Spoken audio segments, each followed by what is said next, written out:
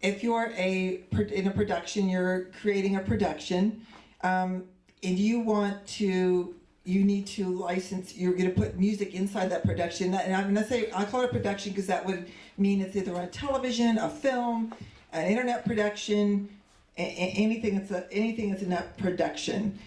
When you need to put music in that, what you need, the overall licensing is called sync licensing, but actually sync licensing, that's just the generic term. That actually includes two different kinds of licenses.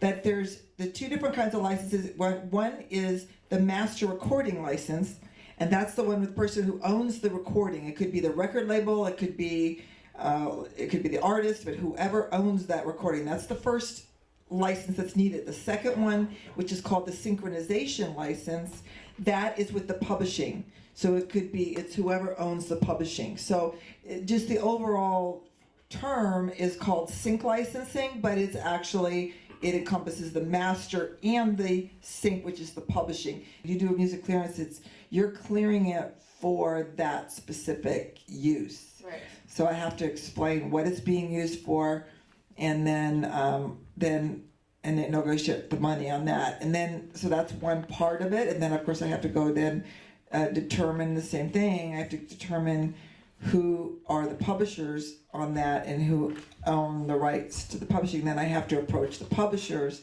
and I have to do the same thing. I have to go to the publishers and I say, we want to use this song on this production, and give them the same info. We want to do this, and then I'm also negotiating the money with them, so that it all kind of comes out. Licensing something is, say you're licensing a track that's Amazing Grace, right? You don't have to get a sync license because the song is in the public domain, but you still have to get the master use license because somebody's recording that, and you have to license that recording. So you're still licensing the recording, and that's one thing I have to tell my producers. They still have to license the recorded version of it, even though they're not having to license the publishing part of it. Wow. I'm not necessarily working on films or TV shows. I mean, that's sort of the same, but every day is different.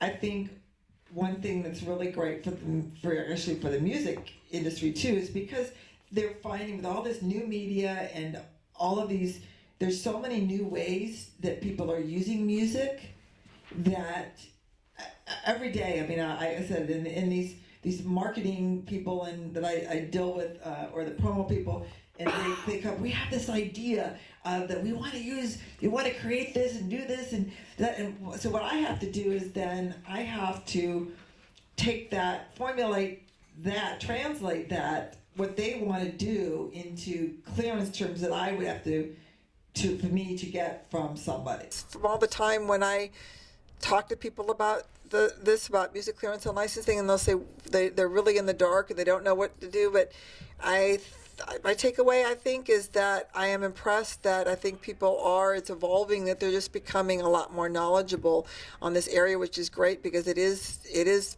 the best way with their music that they'll be able to make money. I know a little bit about music licensing, but I wanted to hear it from an expert, so I decided to come by